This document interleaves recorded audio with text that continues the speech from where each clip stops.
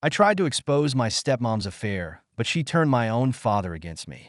Everything kind of blew up recently, but I'll start from the beginning. My mom passed away from breast cancer when I was 12.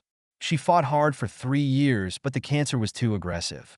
After she passed, it was just me and my dad for a few years. Dad worked as a financial analyst, made a good income, but I could tell he struggled to balance everything: work, managing our home, and being there for me. My Aunt Rachel was a huge help. She'd come by to cook, help me with homework, and even taught me some life skills that helped keep us going. When I was 15, Dad met Sylvia, who worked in HR at his company. She was 39, and they hit it off quickly. Within a year, they were married, and I was okay with it because, honestly, I hadn't seen Dad that happy in years. Sylvia seemed great at first. She made an effort to get to know me, helped me prepare for my SATs, and even convinced Dad to let me go on a school trip he was iffy about. Sylvia came from a pretty wealthy background, and I think she saw Dad as a stable, kind-hearted guy. She'd never been married, always said she wanted kids, and tried really hard to build a bond with me. After 2 years, I even started calling her mom because she was so involved in my life. We'd go shopping together, and she even taught me how to drive. Dad seemed to change for the better after marrying Sylvia. Before her, he was always stressed about work, even though we were financially secure. Sylvia encouraged him to take more time for himself and for family. We started having these Sunday dinners where she'd invite friends over. That's when we met Jay, a co-worker of Sylvia's, and his wife, Erica. Jay worked in HR with Sylvia, and they seemed close, but I never thought anything of it. When I went to college, I'd visit home often since it was only a couple of hours away. Sylvia would always ask about my classes, my friends, and she even got me an internship at her company. At the time, I thought she was genuinely invested in me and my future. But things changed after I graduated and moved back home while job hunting. The company where I interned had a hiring freeze, so I was stuck looking around. That's when I started noticing odd things about Sylvia. Sylvia's phone was suddenly always in her hand, and she'd turn it away when anyone walked by. She also started going to the gym at weird hours, saying she wanted to get in shape for the summer. I wasn't sure if Dad noticed because he was working late due to some major project at his job. Then Sylvia started complaining about how lonely she was and how Dad didn't give her enough attention. She'd go out drinking with friends several times a week and come home reeking of alcohol. One night, I noticed Jay's car parked down the street when Sylvia said he was coming over to work on a project. It just felt off. The vibe between them was strange, but I didn't think too much of it until a few nights later when I went downstairs for water and saw them sharing wine in the kitchen.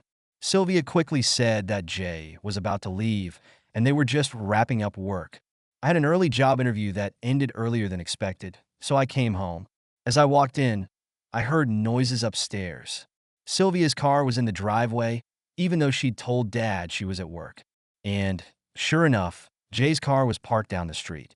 I quietly went upstairs, and the noises got louder. I took out my phone, started recording, and opened the door. There they were, Sylvia and Jay, caught red-handed. Sylvia burst into tears, saying, "It's not what it looks like," while Jay threw on his clothes and bolted. I was furious and told Sylvia she had 24 hours to confess to Dad, or I'd show him the video. Instead of coming clean, Sylvia came up with this wild story, telling Dad that I'd been acting jealous ever since moving back home. She showed him old text messages where I'd thanked her for helping me and said I'd changed since college. When I tried to show Dad the video, Sylvia burst into tears, claiming I'd violated her privacy by recording her in the bedroom. She spun it around, making me look like the villain. Dad was livid. He kicked me out that night and blocked my number after I left. The next few weeks were rough. I stayed with my friend Chris before eventually moving in with Aunt Rachel, the only one in the family who believed my side of the story. I couldn't just let things go. I needed to know more about Sylvia and Jay's affair. So, I reached out to Jenny, who worked in accounting at Dad's company. We'd met a few times when I interned there, and she seemed trustworthy. Jenny told me Sylvia and Jay had been involved for over a year. According to her, they'd grown close during a company restructuring project last year when they volunteered to stay late. People assumed they were just hard workers, but Jenny had seen them leave together multiple times. Sylvia told everyone she was helping Jay adjust to the new HR software, but apparently, They had more personal meetings than anyone realized. Once word got out about Sylvia's affair, several people from the company messaged me. They'd seen Sylvia and Jay dining together at restaurants nearly an hour outside of town, and Sylvia always had some excuse ready for Dad. She'd say they were at HR seminars or client dinners, but it all made sense now. She was covering for her secret meetups. I even got in touch with Erica's brother, Mark, who worked in IT at the company. He told me Jay had started acting suspiciously about 6 months ago. He'd keep his phone face down, take long lunches, and leave early, always with an excuse about his kids or meetings. Mark had even seen Jay's car outside random hotels when he was supposed to be with his kids. I couldn't just sit back and let Erica live in the dark while her husband and Sylvia cheated behind her back.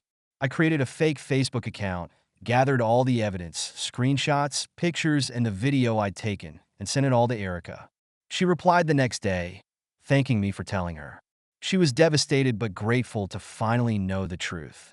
Sylvia lost it when she found out I'd told Erica. She called Aunt Rachel's house, screaming about how I'd ruined her life. Aunt Rachel recorded the entire call, just in case we'd need it later. Sylvia even threatened to file harassment charges, saying she'd tell the police I'd been stalking her. But it didn't stop there. Sylvia took it further, twisting the story again. She told Dad and our family that I'd been acting inappropriately towards her, making her uncomfortable with my behavior since moving back home. She claimed I'd been walking around shirtless, standing too close to her, and even implied that I'd made a move on her. It was disgusting, and even worse, Dad believed her. Dad called me, saying I'd betrayed his trust and ruined Jay and Erica's family. He was convinced that I'd made everything up just to tear them apart because Sylvia had rejected me. He blocked me again after a heated argument, and word spread through the family. My cousin Leo stopped inviting me to hang out, my uncle Mike backed out of a job offer he'd promised, and my grandparents called, saying they were disappointed in me. The news of Sylvia's affair spread quickly, with Mark from IT kicking things off by sharing the story throughout his department, and from there, it traveled through the entire company. 3 female coworkers messaged me to say Jay had flirted with them during company events. One of them revealed that Sylvia had even known about Jay's behavior, but had warned them not to speak up if they wanted to keep their jobs. Jenny told me that Sylvia was scrambling, even asking IT to wipe her work phone, claiming it had technical issues. Jay, on the other hand, took emergency leave and disappeared from the office. The craziest part? Sylvia and Jay kept seeing each other even after everything was out in the open. Jenny saw them meeting at a hotel just last week. I told Erica, but she wasn't surprised. She had already suspected they were still seeing each other and had hired a private investigator. The PI managed to get clear photos of Sylvia and Jay together, which Erica's lawyer planned to use as leverage for a better divorce settlement. Aunt Rachel was my biggest support throughout this chaos. She let me stay with her and even recorded all of Sylvia's late night, angry calls, in case we needed them later for legal reasons.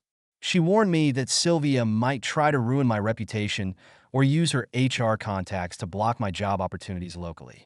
With that in mind, I started applying for positions out of state, and after a few intense months of job hunting, I landed a position as a financial analyst in Boston. Getting out of town was like breathing fresh air. I finally felt like I could leave Sylvia's manipulations behind. Rachel continued to update me on the situation at home, and her last call was a shocker. Dad had gone to Chicago for a week-long conference, but when some sessions were canceled, he decided to drive back early. Arriving home mid-afternoon, he was surprised to see Sylvia's car parked next to a blue pickup truck. The truck belonging to our next-door neighbor, Steve, who also happened to be married. Steve worked from home, so his truck wasn't out of place, but something seemed off to Dad. Steve's house was dark, and his kids' bikes were nowhere to be seen. Later, Dad learned that Steve's wife, Maggie, had taken their kids out of town for spring break. Sylvia had even helped Maggie plan the trip, likely so she'd know the house would be empty. Sensing something was wrong, Dad quietly entered the house and heard sounds coming from the bedroom. Just like I had done months before, he hit record on his phone as he went upstairs.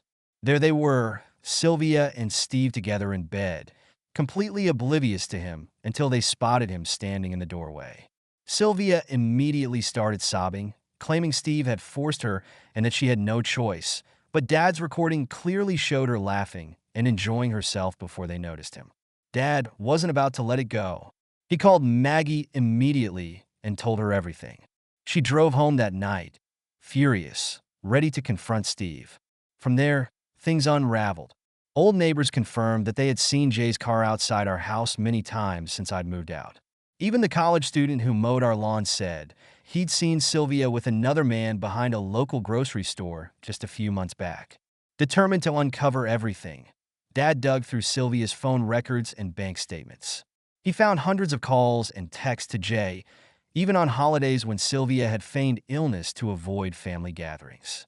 While everyone else was together, she'd been sneaking off to meet Jay. The bank records were a shock, too. She had been using Dad's credit card to buy gifts for Jay and Steve, claiming they were surprises for Dad. She even used his card to pay for hotel rooms, masking the charges as work-related. The biggest shock, though, came from her work emails. Sylvia had created fake HR meeting calendars to cover up her rendezvous with Jay, even continuing to see him after the affair was exposed. Erica's investigator had already collected extensive evidence, and Erica was ready to use it in court to get a better divorce settlement. One by one, family members who had believed Sylvia's lies about me began reaching out with apologies. My cousin Leo invited me to join his game nights again. My uncle Mike called to offer the job he'd once pulled back, and my grandparents wrote a heartfelt email apologizing for doubting me. Dad, heartbroken and humiliated, moved out and went to stay with Aunt Rachel as he prepared for divorce.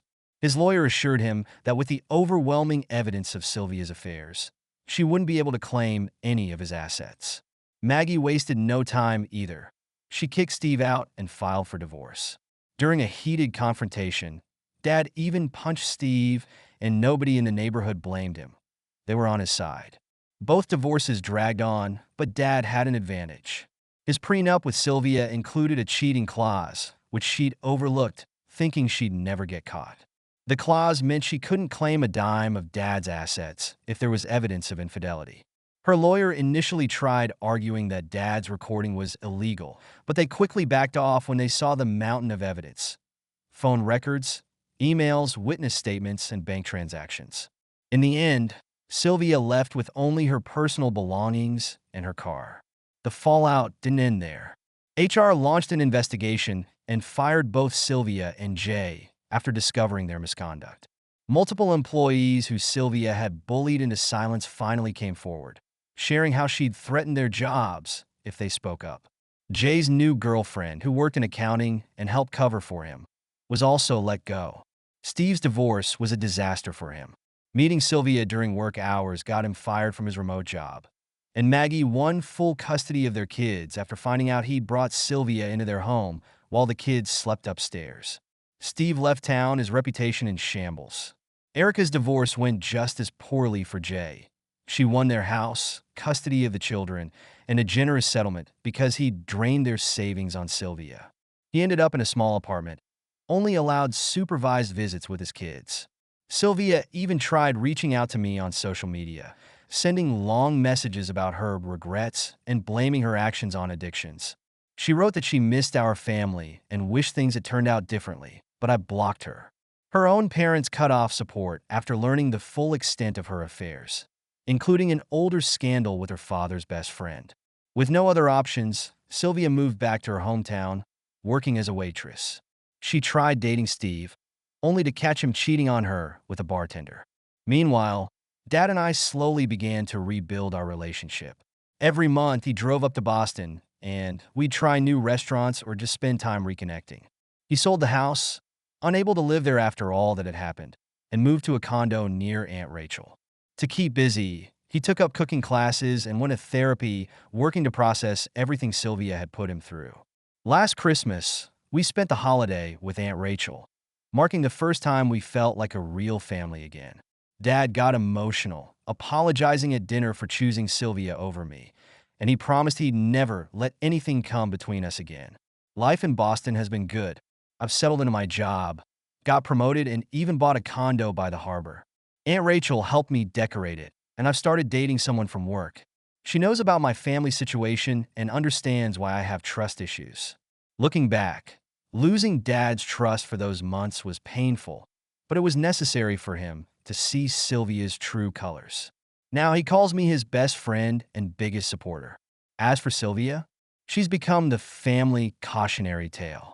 My cousins joke that they share our story as a lesson to anyone entering serious relationships. In a way, all the chaos brought Dad and me closer, and we came out of it stronger than ever. Thank you so much for listening to my story.